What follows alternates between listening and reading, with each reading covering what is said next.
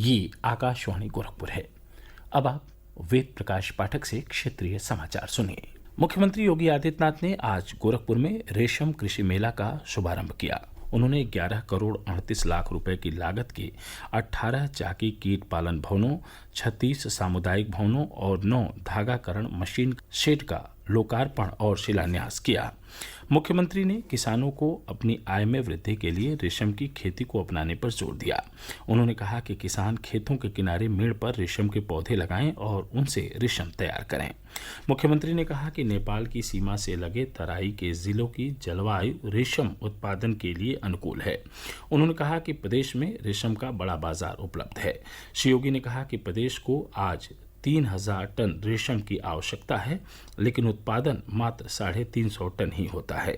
श्री योगी ने कहा कि नवीन तकनीक का उपयोग कर रेशम उत्पादन में कई गुना वृद्धि की जा सकती है।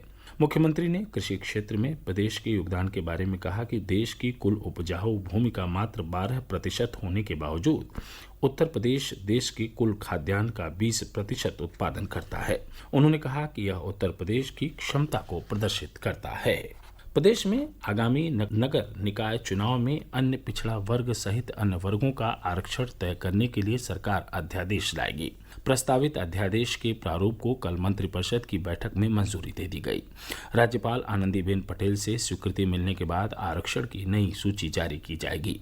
कैबिनेट मंत्री ए.के. शर्मा ने कल लखनऊ में मंत्रिपरिषद की बैठक के बाद प्रेस वार्ता में कहा कि प्रदेश सरकार निकाय चुनाव में अन्य पिछड़ा वर्ग को आरक्षण का समुचित लाभ देगी। उन्होंने कहा कि जल्द ही निकायों में आरक्षण की नई सूची जारी की जाएगी। रामनवमी का पर्व आज प्रदेश भर में धार्मिक आस्था और उल्लास के वातावरण में मनाया जा रहा है। चैत्र मास की शुक्ल पक्ष की नवमी तिथि को यह पर्व मनाया जाता है। इसी दिन भगवान राम का जन्म हुआ था। भगवान राम के जन्म स्थान अयोध्या में आज विशेष आयोजन किया गया है। जन्मोत्सव पर रामलला विराजमान का विशेष श्रृंगार किया गया है। अस्थायी मंदिर परिसर को आकर्षक फूलों और आभूषणों से सजाया गया है। राम भजनों और कीर्तनों से पूरी अयोध्या नगरी गुंजायमान है।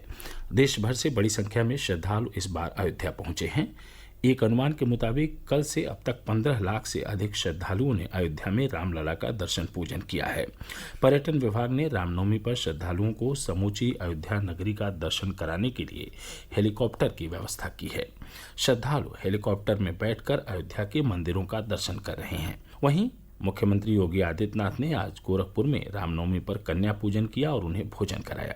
उन्होंने गोरखनाथ मंदिर परिसर में भगवान राम के बाल स्वरूप की पूजा अर्चना की और उन्हें पालने में झुलाया। मुख्यमंत्री ने संवाददाताओं को संबोधित करते हुए कहा, मर्यादा पुरुषोत्तम भगवान श्री राम का जन्मोत्सव का कार्यक्रम पूरे उत्साह और उमंग के साथ सभी देव मंदिरों में संपन्न हुआ है। आज प्रदेश के अंदर अलग अलग स्थलों पर अयोध्या में श्री राम जन्मोत्सव का कार्यक्रम पूरी भव्यता के साथ लाखों की संख्या में श्रद्धालुओं की उपस्थिति में संपन्न हुआ है। हर देव मंदिर में अयोध्या धाम में काफी उत्साह है, काफी उमंग है। कल से लेकर के अब तक 15 लाख से अधिक श्रद्धालु अब तक अयोध्या धाम पे पहुंचा है। ब्रह्म मुहूर्त से ही वहां पे पवित्र सरयू नदी में स्नान करने के बाद श्री हनुमानगढ़ी और राम जन्म भूमि के साथ साथ सभी पवित्र स्थलों में दर्शन के बाद श्री राम जन्मोत्सव के कार्यक्रम के साथ शामिल हो रहा है। प्रदेश के कुछ जिलों में कोविड के मामलों में आंशिक बढ़ोतरी देखी जा रही है। प्रदेश सरकार ने ऐसे सभी जिलों में स्वास्थ्य विभाग को विशेष सतर्कता बरतने का निर्देश दिया है। साथ ही राज्य में कोविड नमूनों की जांच बढ़ाने और कोरोना से संक्रमित लोगों के नमूनों की जीनोम सीक्वेंसिंग कराने का भी निर्देश दिया गया है। इसके अलावा कोविड मरीज का पता लगाने पर उस क्षेत्र में वृहद स्तर पर नमूनों की जांच का भी निर्देश दिया गया है।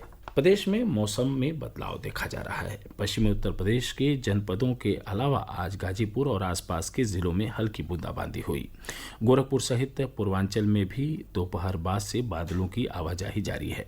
मौसम विभाग ने आज राज्य के कुछ जिलों में तेज हवा चलने और वर्षा होने की संभावना जताई है। कल राज्य के अधिकांश स्थानों पर वर्षा होने की संभावना है। 1 अप्रैल को भी प्रदेश के कुछ स्थानों पर वर्षा होने का अनुमान है। चैत्र नवरात्र का आज समापन हो रहा है। नवरात्र की नवमी तिथि पर आज भक्तों ने देवी मां के सिद्धिदात्री स्वरूप की आराधना की। लोगों ने घरों और मंदिरों में कन्या पूजन कर व्रत संपन्न किया। राज्य के सभी शक्तिपीठों पर श्रद्धालुओं की भीड़ उमड़ी है। मिर्जापुर स्थित विंध्याचल धाम में मां विंध्यवासिनी के दर्शन पूजन के लिए तड़के से ही श्रद्धालु पहुंच रहे हैं। बलरामपुर के तुलसीपुर स्थित देवीपाटन शक्तिपीठ में भी भोर से ही भक्तों की भीड़ है। इसके साथ ही क्षेत्रीय समाचारों का बुलेटिन समाप्त हुआ। नमस्कार।